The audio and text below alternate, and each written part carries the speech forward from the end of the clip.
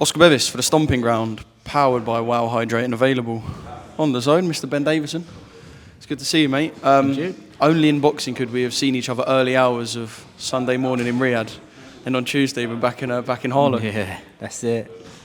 You must be over the moon with last week. I know we're here to speak about Cam and Pat and them fighting in Sunderland in a few weeks, but can't not jump straight into Saturday. Is that everything you wanted and perhaps a little bit more? Yeah, I mean, look, we don't say it for the sake of it. It would be nice to get rounds, and I think he's supposed to have done 24 rounds or something, but probably, half of those probably aren't even completed rounds, to be honest with you. So, but yeah, obviously can't complain. He's delivering and some, and yeah, as I said before, it's extremely hard for people to go rounds and keep up with him, and that's showing. I know this is what people are going to do because he's young and exciting, and at one point that was Joshua, at one point that was Fury. But it's the manner in the way he's doing it. He's not just kind of bowling into people and using his weight and throwing punches. That's right. He's rapid. There was one point where he punched Dillian, and the next thing you know, he's over the other side of the ring. Like, everything's so quick and calculated. And can you see why people are so excited? Just because it's a different manner to heavyweights of the past. Yeah, for sure. Like, I don't think there is or has been a heavyweight quite like him, to be honest. He steps ahead here. He steps ahead physically in terms of speed. He's strong, coordinated, and he's, like I say, for all of those reasons, it's extremely hard to get through rounds and go rounds with him. Is that finishing instinct something you're born with, or you learn at a younger age, or is it something you can instill into any of the lads in here? Because It's like when he has someone hurt, it almost looks like there is no way back. Yeah, he is a very good finisher. Is it? Some people, I think, are naturally good finishers. Some people, you try to spend time and work on things. I think with him, I've never thought, he's reckless there and needs work there, or he's too patient there, needs to be a little bit more spiteful and stay on him. I think he's a very good finisher, but he's very good at... Do you know what he's very good at? He's cool, calm, composed, takes it all in his stride, he's water off a duck's back, and he's able to execute. He's just on it. He's just on it. Like, if you say to him, I want to see a little bit more of this, he will go in there and practice that.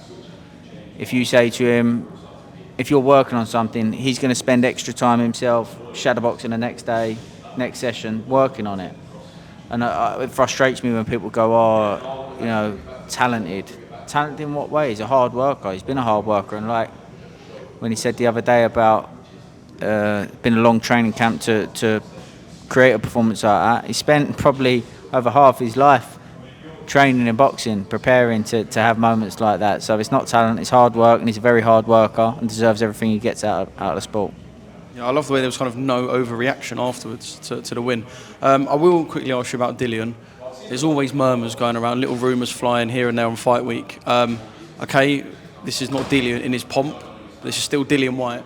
Then you get the rumours about there might have been a foot injury, a leg injury. How do you respond to that? Because obviously you don't want to take away from his performance, but there's people kind of chucking little bits here in fight week. Because it's like, you're all in hotels, you're all hearing stuff, so... Yeah, either way, I think if you said to anybody, I think most fighters go into the ring with a bit of a niggle. So they just never go in 100% ever? Yeah, sometimes you might get the chance to, but a lot of the time there's a bit of a niggle. This might be a concern, that might be a concern, and not quite 100%, and you've got to manage it, deal with it. You're putting yourself through tough regimes for 12 weeks going into it. Of course you're going to pick up little niggles, etc. How bad his injury was, I don't know. I think if you said to anybody, I've heard he's got a foot injury, I don't think anybody's answer would have been, it's going to be over within 2 minutes. I think even then the expectation of what people were saying at times and their expectation, as we said, there's no other heavyweight that would be matched up against Dillian Whyte and people would have said it's only going to be a 2-round job. Any other heavyweight. But then at the same time they question, he's not ready for this person or not ready for that person. So look, opinions is what creates interest. And that's why we do this, yeah. exactly, and that's what's building him. That's what's building his profile. That's what's building his value. That's what's leading him to selling out arenas. And whether that's something that he wants or not, unfortunately, the performances that he puts in, the interest he's spiking from people, that's what's going to be. So, like I said, it's water off a duck's back to him. I think that as much as it is ability and how good of a boxer he is, I think his emotional maturity is what's allowing him to do what he's doing at such a young age. And people that get the ump about comparisons to Mike Tyson and that, there is nobody. You can't say it's not realistic. There hasn't been anybody else like that, and that's just a fact. So, yeah. I mean, if he is to, what we all kind of certainly believe, go on to become a world champion, it won't be as quickly as Mike Tyson in one sense, but he almost certainly would have done it in less rounds. Yeah, less rounds. Talk about rounds in the ring. I mean, it would be maybe under half. Yeah, and I think he's doing it in a good chance he does it quicker than Floyd Patterson. So, but yeah, step by step. I'm sure we'll have a get together soon and see what's next. Whatever it is, will be wedged in between some absolute legends. Final one. It'll be again, as well as that event that's just took place there. That was his first headline. He's been part of big occasion before, being the chief support for the Usyk Fury second, which was a massive event and great experience for him. But that was his first headline event. You know, there was so much interest about it and around that fight.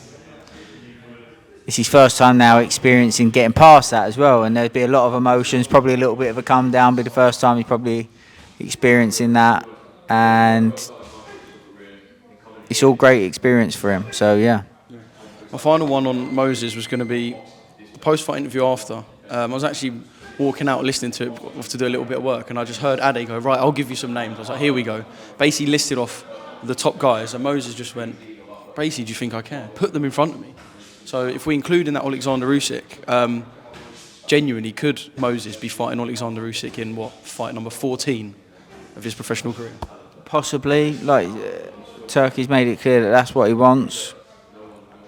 Would you prefer it sooner rather than later? Because look, Usyk's getting towards what we believe to be the end of his career, although his recent performances have been some of the best of his career. And he's the money fight in the division, right? And you don't kind of want to lose that money fight because he may retire in a year. So is Usyk kind of a matter of, not urgency, but you want it sooner before he goes, you know what, that's me? I don't even think, it's not about the money, to be honest. I just think for Moses, it's I'm getting a chance to go up, possibly the best heavyweight of any era. I'm getting a chance to test my skills against him. And as much as Moses hasn't been in the ring with somebody like Usyk hasn't been in the ring with somebody like Moses because there hasn't been somebody like him. Someone that's got the IQ of, could match the IQ of anybody at any weight. Somebody that is as agile, as quick, hits as hard. He hasn't. So, but if I was to say what would be the one thing that if we went into that fight and we lost that fight, what would be the one thing that I would go probably could have done with this before going into that fight? I would say rounds. So I think it's not that we haven't been trying to deliver that, but there are one or two names in my mind that I think are the right guys that have the best chance of delivering that. And I think if we don't get the rounds from them guys, it's just a case of we're not going to get them. So it's just crack on. Hergovic Miller type. Yeah, I'm not going to mention the names because their value probably goes up, price goes up, and becomes a bit more expensive. So, but yeah, there's a couple of guys in mind. But again, it's not all just my decision. The team will sit down, see what's realistic, what's available, etc., and work from there. Right, on to the two boys we're here for today. Pat McCormack. Do you know what? I was looking at his record a couple of days ago, yesterday actually, and what has been brilliant, I guess you'd think this, is that even from 3-0 onwards, he's fought guys who've had 20 fights, 25 fights, 30 fights, guys who, I haven't matched him for the level because he is good, but he's fighting guys who have been in the ring 30, 35 times, right, and that's invaluable. Yeah, for sure, great experiences, step-ups each time. This is another good step up, and Giosov had a bit of a tricky time with him. Nobody's had an easy night of him. So it's a good step up, but Pat's of the level where in the next 12 months I expect him to be boxing for a world title or being there, pretty much there or thereabouts. I think in my mind we'd get this fight out of the way. I would like the European title to be next because I think, could be wrong, I think that if he won the European title in his next fight, he would still be the quickest, least amount of fights to win a European title, which would be a great accolade. And I think it then puts him in a position to start drawing big names, fringe world level names, like Regis Prograis and guys like that. And then you're looking at, once you start beating guys of that level, you're there or thereabouts for the world title fights. And I think our goal this time next year would be to be boxing for a world title. And the thing is with like British or European title fights, even if a fighter is that good, they're still belts you kind of want on the mantelpiece, right? They're still belts that you can appreciate, even if they are stepping stones in quotes as such. Yeah, it'd be nice, and I get it's a difficult job because any fighter, trainer that I speak to with boxers at welterweight all say the same thing. Like, why would I box Pat McCormack for a British title? And I totally understand. I do get that. So I think, the European title would be a great accolade, historical, if those facts are correct. And then you're bringing something to the table as well. You're also then putting yourself in a position to then take another step up against the likes of like a Regis Prograis or whoever. That's just one name that's come to mind. And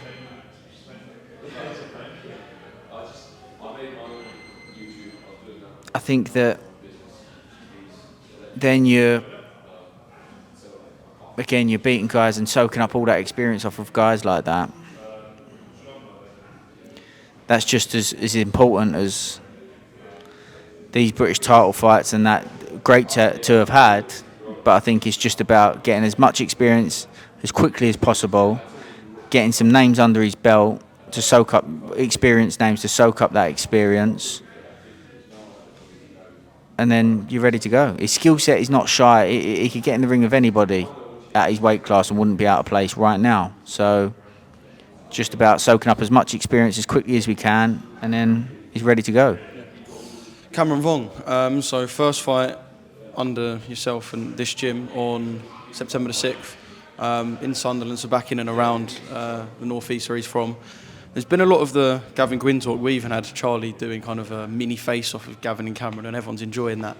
But I mean, he knows this, I'm sure, that you have to forget about that now. We've kind of had the little Gavin Gwynn back and forth on Twitter, and Sam's got involved and whatnot. It's not about that now. It's about September the 6th. To a degree, I mean, the level of opposition is not somebody that...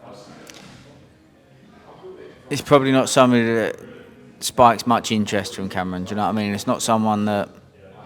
Is it more about just doing things that you... It's just spending time with him, for him to develop, whilst doing that, getting a fight under his belt. But the reality is, everybody's target is the rematch, the Gavin Gwynn fight. And... yeah, even work that we're doing at the minute, even though he's got a fight, it'll be partly towards what he will need to do in that fight and just developing him all round as a fighter. But a lot of people underestimate Gavin Gwynn. He's a former British European champion, real tough guy, very, very good fighter. And I think he's actually been improving. And I think that's something, when he boxed Joe Caldino, I think he's better now than he was then, because I think he knows what he is and who he is as a fighter now. So, as much as there's a bit of back and forth, there's a lot of respect there. He's got a lot of respect for a young fighter like Cameron to be boxing him in his 7th fight. And there's respect from us to him because all the things that he's achieved, we know he's a top fighter with bundles of heart, great engine, big for the weight, and always comes to have a go. And he's a good lad. He's been down here sparring a few times, and yeah, a lot of respect both ways, even though they have these back and forths and that. I think it's a great fight. Yeah, we like these back and forths, but it is a fight between two good lads. Quick one on kind of diverting away from this gym and any of your fighters. What do you make of the Tony Sims and Daniel Dubois link-up? Something that shocked you, surprised you, or...? No, Tony's a top coach based in the UK. Daniel's based in the UK, top heavyweight. Makes sense. Was it more him leaving Don, considering the wins that he's had? His 2 losses have only been to Usyk. It's the brilliant wins of Hrgovic, Miller, maybe. AJ, of course. I don't know.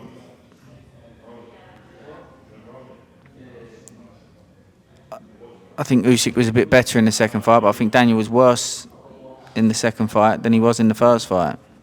So maybe he'll look at that and think, I've probably actually not done as well as I did in the first fight. But I don't know. You'll have to ask him. But yeah, I don't know the answer to that question. Yeah. What sort of things do you think Tony can bring to Daniel specifically? Like with your kind of expert boxing eye, what are you thinking? Tony will have his own ideas. You know, I'm not sure, but I'm sure. You know, he'll have some ideas of what he'd like to implement with Daniel. He's an experienced guy, worked with heavyweights before, a lot of time with AJ and that, so he's just took on Johnny Fisher as well. So yeah, I'm sure he'll do some great work with Daniel. Yeah. Tony's a top coach. He's a brilliant coach. And a top man as well. He is, and a top man, absolutely. Final one. I know it's been a story for about 5 weeks, which just shows kind of the interest. Anthony Joshua, Jake Paul.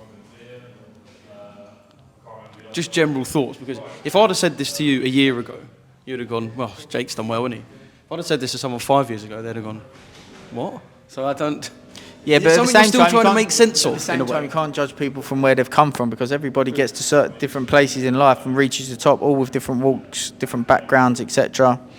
And he is one successful man, Jake Paul. Yeah, he is, in lots of different fields, but like I said, Anthony Joshua is probably the most dangerous man, or one of the most dangerous men in the sport. To be stepping in the ring with him, I just think it's deluded from Jake Paul. Do you think he actually thinks he can win, or he's putting on a front telling everyone he thinks he can win? I have no idea, but I can categorically tell you he's not winning that. He can't win that fight. But AJ could win that fight and do whatever he wanted to do with him. Like yeah. Yeah, I mean, don't think there's anything that could happen. AJ has one arm, I don't know, whatever it is. But in terms of them to actually get in the ring, a few people have said like about the safety aspect, but so we have to remember he's a grown man. Like, this is not a child making the choice to fight AJ. Jake Paul is an adult who's made big decisions in his life before. There's a few people saying like, there's a danger factor, and yes, there is, because AJ... All right, so people are going, yeah, but he's a better... do you think Jake Paul would go 10 rounds with Tyson Fury? No, Francis Ngannou did, but look what happened there with Francis Ngannou. Francis Ngannou was more qualified to box Anthony Joshua than Jake Paul, and look what happened there. Like, that is one of the most durable men on the planet, Francis Ngannou. Never mind undersized Jake Paul. So... yeah. See it as a sign of respect or disrespect that Jake wants to fight Joshua? Because there's a sign of respect that like Jake's a big name. He goes, that's one of the most famous guys in the world, let alone in boxing. I want to fight that guy. Or is he genuinely a bit disrespectful by going, knock Joshua out? But like you say, does he believe that? I don't know. So yeah, I don't know. What's a mental sport, eh, Ben? I really appreciate your time. No problem. Thank you, mate.